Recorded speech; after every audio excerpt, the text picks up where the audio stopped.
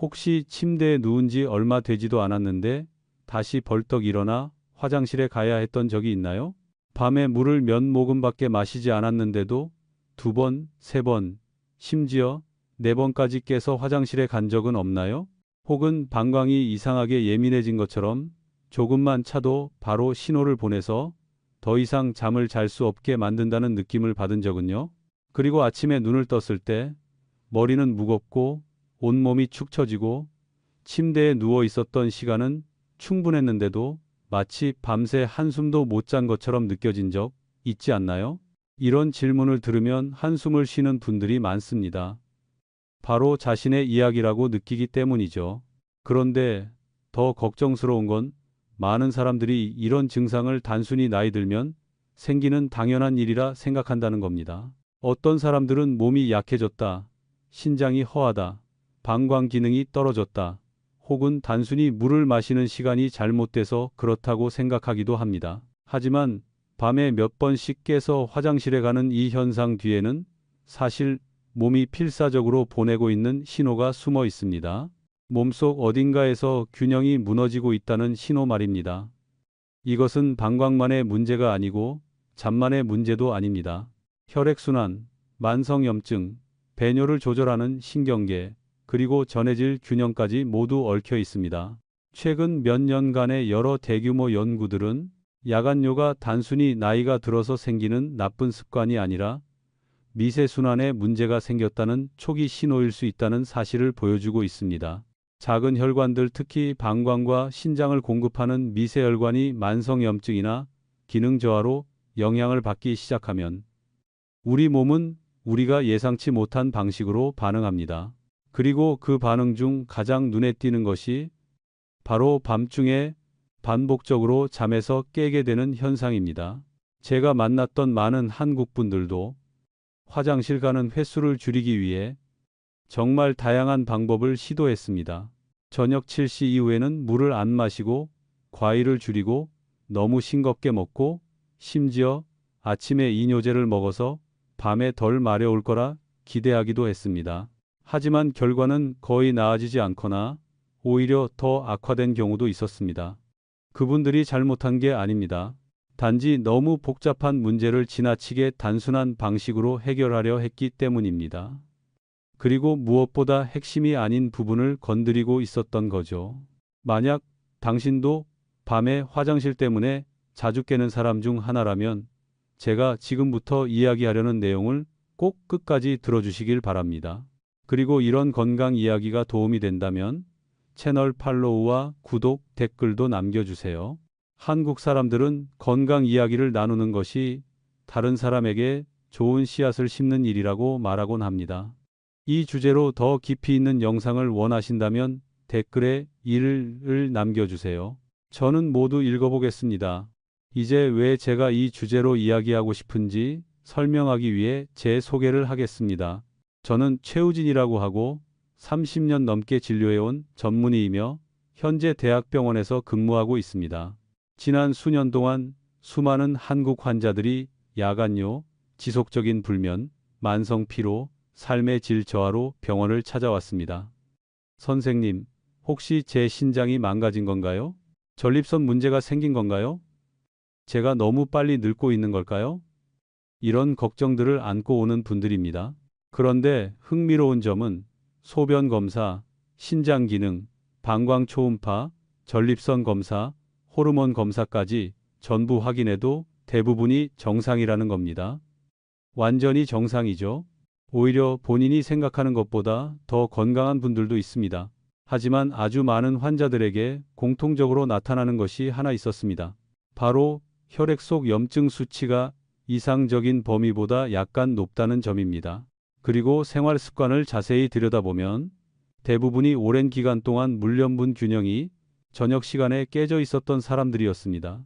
제가 기억하는 분 중 한 분은 중년 남성 정세훈 씨입니다. 피곤한 얼굴로 오셔서 몇 달 동안 매일 밤 3번씩 깨서 화장실에 간다고 했습니다. 전반적인 검사는 모두 정상이었고 단지 염증 수치가 조금 높고 하체 순환이 좋지 않은 정도였습니다. 생활 습관을 다시 자세히 물어보니 저녁에는 소금을 거의 끈다시피 하고 물도 극도로 줄이며 잠들기 전 살짝 목이 마른 걸 참으면서 버텼다고 했습니다. 화장실에 갈까봐 무서웠던 거죠. 그러다 보니 밤에 몸이 항상 탈수 상태가 되고 전해질이 부족해져 혈액이 밤에 더 걸쭉해지는 상황이 됩니다. 그러면 신장은 밤새 혈액 균형을 맞추기 위해 더 열심히 일할 수밖에 없고 그 결과 몇 번씩 깰 수밖에 없었습니다. 또 다른 사례로 70세 여성인 김미정님은 방광이나 신장에 큰 문제는 없었습니다. 하지만 가벼운 만성염증이 있었고 저녁이 되면 다리가 조금 붓고 하루 물 섭취량도 매우 적었습니다. 물을 마시면 더 자주 화장실에 갈 거라고 믿었던 거죠. 그런데 많은 사례에서 그렇듯 물을 더 참으면 참을수록 몸이 반대로 더 민감하게 반응합니다. 방광이 더 예민해지는 것입니다. 이런 사례들이 너무 반복되다 보니 저는 야간뇨가 단순히 한 기관의 문제가 아니라 여러 요소가 함께 작용한 결과라는 걸 명확히 깨달았습니다. 대학병원 동료들 역시 비슷한 패턴을 관찰하면서 기존처럼 방광만 집중해서 보는 접근 방식은 충분하지 않다는 확신이 더 강해졌습니다. 그렇다면 가장 중요한 질문이 생깁니다. 왜 몸은 밤에 이런 반응을 보이는 걸까? 왜 같은 양의 물을 마셔도 낮에는 괜찮고 밤에는 계속 깨는 걸까? 그 이유는 물을 너무 많이 마셨기 때문이 아니라 오랜 시간 쌓여온 물소금 미네랄 불균형과 만성 혈관 염증 때문입니다.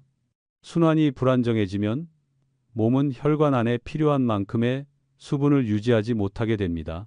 그리고 그 순간 신장은 밤새도록 균형을 맞추기 위해 일하게 되고 결국 당신을 계속 깨우게 되는 겁니다. 이제 저는 왜 만성염증이 야간뇨를 이렇게 심하게 만드는지, 그리고 물 마시는 법이나 소금 섭취에 대한 잘못된 상식이 어떻게 상황을 더 악화시키는지를 자세히 이야기하려 합니다. 이것이 바로 올바른 방법으로 숙면을 되찾는 데 필요한 핵심 열쇠입니다. 많은 환자들의 야간뇨 문제를 더 깊이 들여다보기 시작했을 때 제가 눈치챈 것은 우리가 보고 있는 건 거대한 빙산의 아주 작은 윗부분이라는 사실이었습니다.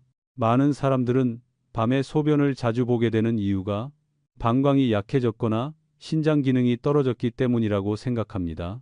하지만 자세히 검사해보면 방광은 멀쩡하고 신장도 잘 작동하며 오히려 일부 사람들은 신장 기능이 매우 좋습니다. 그러면 저는 질문을 던질 수밖에 없었습니다. 그렇다면 문제의 뿌리는 어디에 있을까? 왜 정상적인 몸이 계속해서 신호를 보내 잠을 끊어놓는 것일까? 어느 날 아침 진료실에서 한 환자의 CRP 검사 결과를 다시 확인하던 순간 저는 이 문제가 단순히 방광만의 문제가 아니라는 확신이 더 강해졌습니다. 그 환자는 장우혁이라는 60대 남성이었고 이유는 너무도 익숙했습니다. 매일 밤 3번에서 4번 화장실에 가야 하고 새벽 2시쯤이면 꼭 깨어나며 때로는 몸이 근질근질하고 불편한 느낌까지 든다고 했습니다. 생활 습관을 물어보니 가족들이 혈압을 걱정해서 아주 싱겁게 먹는다고 했고 저녁에는 거의 물을 마시지 않으며 잠들기 전 늘 갈증을 느끼지만 참아왔다고 했습니다. 이런 생활이 거의 1년 가까이 지속된 상태였습니다. 그의 검사에서 신장 기능은 완전히 정상이었지만 혈액 속 만성 염증 수치는 이상적인 범위보다 높았습니다. 그래서 저는 오랫동안 설명해야 했습니다. 가벼운 만성 염증이라도 방광을 조절하는 신경계에 연쇄적인 혼란을 일으킬 수 있다는 사실을요. 그의 몸이 약해진 것이 아니라 오랫동안 이어진 불균형한 상태에 맞서 싸우고 있었던 겁니다. 그러는 과정에서 방광은 평소보다 훨씬 예민해져 소변량이 조금만 늘어도 바로 신호를 보냈던 것입니다. 많은 사람들이 염증이라고 하면 상처나 감염으로 인해 붓고 뜨겁고 빨갛고 아픈 모습을 떠올립니다. 하지만 만성염증은 완전히 다릅니다. 매우 조용하고 티가 나지 않으며 뚜렷한 자각 증상도 없습니다. 아프지도 않고 붓지도 않고 열도 나지 않습니다. 하지만 그 안에서는 미세혈관들이 조금씩 손상되고 있을 수 있습니다. 이 혈관들이 염증으로 좁아지면 방광과 배뇨, 신경계 같은 중요한 기관에 도달하는 혈류량이 감소합니다. 아주 미세한 감소만으로도 신경계는 예민하고 과민한 상태가 되기 쉽습니다. 이런 변화는 하루 이틀에 생기지 않습니다. 물을 지나치게 제한하는 습관, 극단적인 저염식, 필수 미네랄 부족, 수면 부족, 지속적인 스트레스 같은 겉보기엔 사소한 행동들이 수년에 걸쳐 누적됩니다. 몸이 물과 전해질을 충분히 갖지 못하면 혈액은 더 걸쭉해지고 순환은 느려지며 이것은 만성 염증을 악화시킵니다.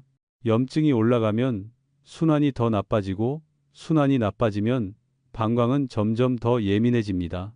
이런 악순환이 계속됩니다. 저는 유민서라는 71세 여성 환자도 기억에 남습니다. 그녀는 야간뇨가 심하고 오후가 되면 다리가 자주 붓는다고 했습니다. 식습관을 물어보니 혈압을 걱정한 자녀들 때문에 수년 동안 거의 소금을 끈다시피 했다고 했습니다. 아무 맛도 안 나지만 건강에 좋다면 참을 수 있다고 아주 진지하게 말했습니다. 그러나 최근 몇 년 사이에 몸은 점점 더 피곤해지고 야간뇨는 더 심해지고 낮에는 어지럼증이 자주 생긴다고 했습니다. 검사 결과 그녀는 신장이나 심장 질환은 없었지만 혈중 나트륨은 낮았고 염증 표지자는 높았습니다. 제가 소금을 지나치게 제한하면 몸이 물을 유지하기 어려워지고 피가 적절한 농도를 유지하지 못하게 된다고 설명하자 그녀는 놀라서 말을 잇지 못했습니다. 많은 한국인들이 혈압을 걱정해 싱겁게 먹는 것을 지나치게 강조하지만 실제로는 우리 몸이 물 전해질 균형을 지키고 혈압을 안정시키기 위해서는 일정량의 소금이 필요합니다. 이 균형이 무너지면 신장은 밤에 물 배출을 늘려 내부 환경을 조절하게 되고 결국 잠이 여러 번 깨는 것입니다. 저는 환자들에게 이렇게 설명하곤 합니다. 순환계를 하나의 강이라고 상상해 보세요. 물이 충분하면 흐름이 부드럽고 노폐물도 쉽게 흘러갑니다. 하지만 물이 부족하면 흐름이 느려지고 찌꺼기들이 강바닥과 벽에 달라붙기 시작합니다. 이것이 바로 혈관 속 만성염증입니다. 당장 아프지 않지만 몸속 모든 작용이 느려지고 균형이 깨집니다. 방광은 혈류 변화에 매우 민감한 기관이기 때문에 즉각 반응합니다. 환자들이 흔히 놓치는 부분이 하나 더 있습니다. 왜 낮에는 오랫동안 소변을 참을 수 있는데 밤에는 조금만 차도 깨어날까? 그 이유는 자율신경계에 있습니다. 심장박동, 호흡, 방광 조절 같은 무의식적 기능을 관리하는 시스템이죠. 밤이 되면 몸이 휴식 모드로 바뀌는데 이때 순환이 불안정하면 자율신경계가 쉽게 예민해집니다. 특히 물과 소금이 부족한 상태라면 방광 신호를 평소처럼 부드럽게 조절하지 못합니다. 아주 적은 양의 소변에도 화장실이 급해지는 것입니다. 많은 환자들이 저에게 말합니다. 저녁 6시 이후로 물을 안 마시고 과일도 줄이고 자기 전에 화장실을 여러 번 갔는데도 소용없어요. 그 이유는 간단합니다. 문제를 잘못 짚고 있기 때문입니다. 야간뇨는 소변량의 문제가 아니라 방광의 예민함, 그리고 그 방광을 조절하는 신경계의 불안정성에 있습니다. 이 두 가지는 모두 순환과 만성염증의 영향을 직접적으로 받습니다. 하지만 대부분의 환자들은 이 사실을 전혀 모릅니다. 환자들이 진짜 원인을 이해하게 되면 반드시 이렇게 묻습니다. 그럼 저는 어떻게 해야 하나요? 그때 제가 말하는 내용은 많은 사람들이 듣고 놀라는 것들입니다. 야간뇨를 줄이려면 물을 끊는 것이 아니라 물을 올바르게 마시는 것이 더 중요하다는 점입니다. 심지어 저녁 시간에 마시는 것도 무엇을 마시느냐가 수면에 큰 영향을 미칩니다. 좋은 소금을 조금 넣은 물 한 잔과 레몬 한 조각만으로도 밤에 몸이 작동하는 방식이 달라질 수 있습니다. 그리고 이제 저는 따뜻한 물에 소금과 레몬을 살짝 넣은 한 잔이 왜 만성염증을 완화하고 순환을 안정시키며 방광의 예민함을 줄여 밤에 깨는 횟수를 낮출 수 있는지 자세히 설명하려 합니다. 이것이 제 환자들 대부분이 다시 숙면을 찾게 된 핵심 열쇠였고 아마 당신에게도 도움이 될 것입니다. 제가 환자들에게 잠들기 전에 물 한 잔은 꼭 마시는 것이 좋다고 말하면 많은 분들이 믿기 어렵다는 표정으로 저를 바라봅니다. 어떤 분들은 아예 당황한 눈빛을 보이기도 합니다. 한국에서는 밤에는 절대 물을 마시면 안 된다는 생각이 너무 당연한 상식처럼 자리 잡아 있기 때문입니다. 그래서 설명을 드릴 때마다 환자들은 꼭 다시 물어봅니다. 선생님, 정말이세요? 물을 마시면 어떻게 덜 자주 깨나요? 그래서 저는 항상 이렇게 시작합니다. 아무렇게나 마시면 안 되고 올바르게 마셔야 합니다. 저는 환자들에게 무엇보다 중요한 것은 몸 안에서 무슨 일이 일어나는지를 이해시키는 것이라는 걸 깨달았습니다. 원리를 이해하면 쉽게 받아들이고 그대로 실천하게 되고 그러면 결과도 훨씬 빨리 나타납니다. 몇 년 전 야간요와 순환에 대해 더 깊이 연구하던 중 저는 밤에 가벼운 탈수 상태가 되는 것이 체내 수분 조절을 더 어렵게 만든다는 내용을 접하게 됐습니다. 많은 사람들이 밤에 소변이 늘어날까봐 물을 안 마시지만 그로 인해 오히려 몸이 탈수 상태가 됩니다. 그러면 내부 균형을 맞추기 위해 신장은 더 열심히 일해야 하고 그 결과 밤에 만들어지는 소변량은 줄지 않고 오히려 더 늘어납니다. 그래서 물을 참으면 참을수록 화장실을 더 자주 가게 되는 것입니다. 저는 늘 이렇게 설명합니다.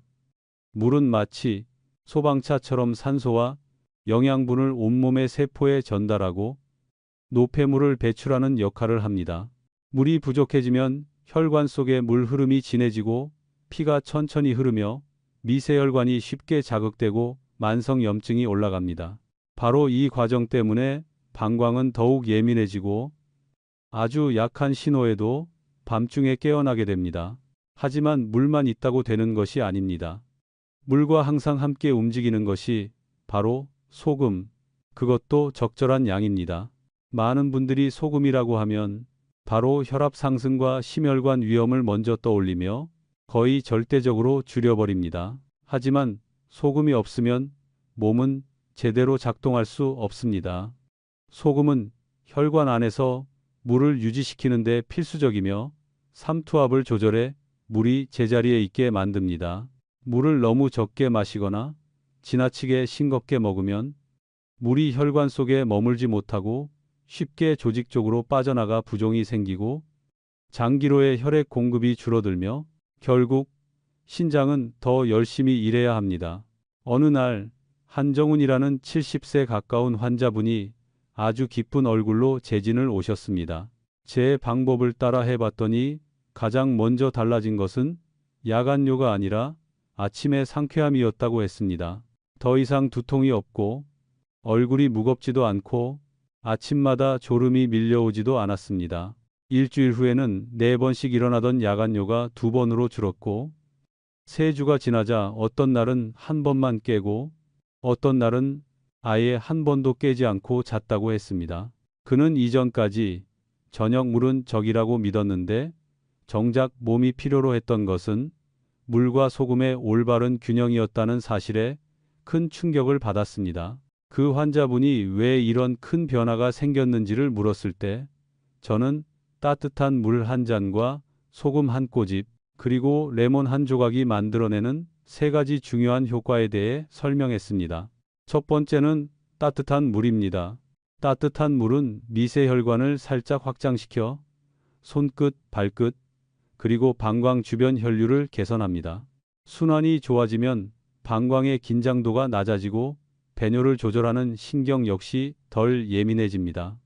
또한 따뜻한 물은 몸을 이완시키고 수면을 준비하는 데 도움을 줍니다. 두 번째는 소금 아주 소량입니다. 저는 항상 작은 양이라는 말을 강조합니다. 건강한 사람에게는 해가 되지 않을 정도의 아주 적은 양입니다. 이 소금은 밤 동안 혈관 속에 물이 머물도록 도와주는 역할을 합니다. 이렇게 하면 혈액이 진해지는 것을 막고 순환이 안정되며 방광에 불필요한 자극이 줄어듭니다. 중요한 것은 이 작은 양의 소금이 저염식을 대신하는 것이 아니라는 점입니다. 단지 밤 시간 동안 몸이 안정적으로 기능할 수 있도록 만드는 물지킴이 역할을 할 뿐입니다. 마지막은 레몬입니다. 많은 사람들이 레몬을 단순히 신맛을 내는 과일로만 생각하지만 레몬에는 비타민 C, 구연산, 다양한 항산화 물질이 풍부합니다. 이 성분들은 만성염증을 완화하고 혈관 내피, 즉 염증 반응이 가장 많이 일어나는 곳을 보호합니다. 내피가 건강해지면 혈관이 안정되고 순환이 좋아지며 방광의 예민함도 줄어듭니다. 또한 레몬에는 칼륨이 들어 있습니다. 칼륨은 나트륨의 작용을 조절하는 중요한 미네랄입니다. 많은 한국인들이 소금을 너무 두려워해 거의 먹지 않으려고 하지만 소금에 소량의 레몬을 더하면 레몬 속의 칼륨이 여분의 나트륨을 자연스럽게 조절해 균형을 유지해 줍니다. 그래서 물, 소금, 레몬의 조합이 대부분의 사람들에게 안전하고 조화로운 이유가 여기에 있습니다. 제가 잊지 못하는 또 다른 환자는 60대 중반의 박리아 씨입니다.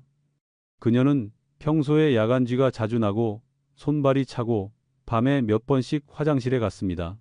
따뜻한 물에 소금과 레몬을 넣어 마시기 시작하고 단 3일 만에 손발이 따뜻해지고 쥐도 덜 나고 몸이 가벼워졌다고 했습니다. 2주 후에는 밤에 한 번만 깨게 되었고 소금이 잠을 돕는다니 상상도 못했다고 말했습니다. 하지만 몸의 원리를 이해한 후에는 그동안 얼마나 오해하고 있었는지 알게 되었다고 했습니다. 저는 항상 환자들에게 강조합니다. 이 방법은 약이 아닙니다. 심각한 질환이 있을 경우 의학적 치료를 대신하지도 않습니다. 하지만 큰 병이 없고 생활 습관으로 인해 생긴 가벼운 불균형만 있는 사람들에게는 잠들기 전 물 한 잔이 오래된 불균형을 바로잡아주는 작은 열쇠가 될 수 있습니다. 그리고 마지막으로 제가 직접 어떻게 타야 하는지, 언제 마셔야 하는지, 주의할 점은 무엇인지를 단계별로 안내해 드리겠습니다.